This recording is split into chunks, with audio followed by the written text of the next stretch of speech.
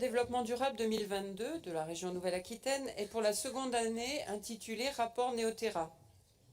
En établissant un rapport des actions de la région selon les 11 ambitions de la feuille de route Néoterra, ce rapport ne couvre pas l'ensemble des aspects du développement durable, notamment les volets sociaux et sociétaux, qui relèvent pourtant en partie de nos compétences.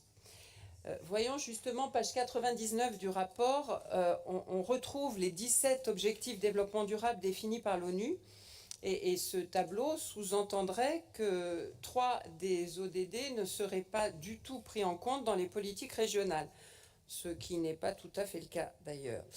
Donc comme l'an passé, sur les 5 engagements initiaux du rapport développement durable, il en manque 2, la cohésion sociale et les solidarités, l'épanouissement de tous les êtres humains. Donc pour répondre à l'ensemble de ces enjeux, puisque beaucoup parlaient de Néoterra 2, on espère que Néoterra 2 intégrera bien sûr notamment la feuille de route Neo Societas proposée par le Césaire. On a aussi également parlé du budget, de ces 490 millions d'euros qui représentent 40% des subventions versées par le Conseil régional. Donc si on se réfère au budget total de la région en 2022, celui-ci n'est que donc partiellement analysé dans le rapport.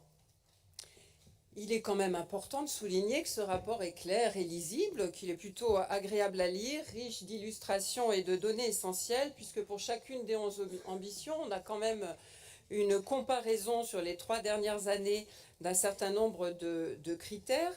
On a le nombre de dossiers traités, les montants votés, notamment la part du FEDER ou du FEADER. On a les indicateurs retenus et un zoom sur 3 actions menées, puis quelques pistes d'amélioration. Donc on peut au moins se réjouir de cet aspect du rapport et nous réjouir également du fait que le réseau de référents Néoterra, développement durable, se stabilise au sein de chacune des directions du Conseil régional. Néanmoins, on peut quand même remarquer, certains l'ont déjà souligné, une baisse parfois conséquente du nombre de dossiers financés et des montants distribués, donc pour 8 des 11 ambitions entre les années 2021 et 2022. Pour les 3 autres, on a une stabilité ou une légère hausse. On peut noter également que les indicateurs sont parfois partiels et dégradés pour certains. Je vais donner quelques exemples. Alors évidemment, revenir sur l'ambition 2 qui recoupe toutes les questions agricoles, les politiques agricoles et agroalimentaires, puisque nous manque dans le zoom en fait de cette ambition 2 la consommation de pesticides. C'est à la fin du rapport évidemment.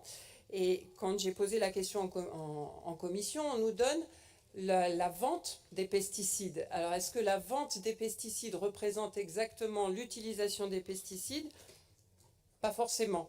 Et puis, même si on note une diminution des pesticides totaux hors biocontrôle, 2500 entre les différentes années, on voit quand même une augmentation de la quantité des pesticides CMR, donc cancérogènes, mutagènes, reprotoxiques, donc avec un effet important sur la santé, ce qui est quand même très, très ennuyeux. Et ça met aussi en perspective cette chute du bio, y compris dans notre région, et malheureusement au profit de HVE dont on a longuement parlé à différentes reprises ici.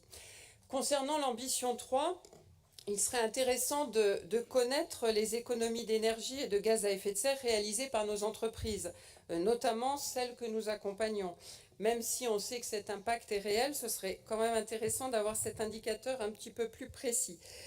L'ambition 4 nous évoque la diminution des gaz à effet de serre dans les transports, ce qui est fort intéressant, mais ce serait intéressant aussi de l'avoir dans sa globalité. Je rappelle, et c'est une demande que nous avons faite à plusieurs reprises, qu'un bilan gaz à effet de serre a été lancé en 2021 par la région, qu'il serait intéressant qu'on en ait enfin la restitution.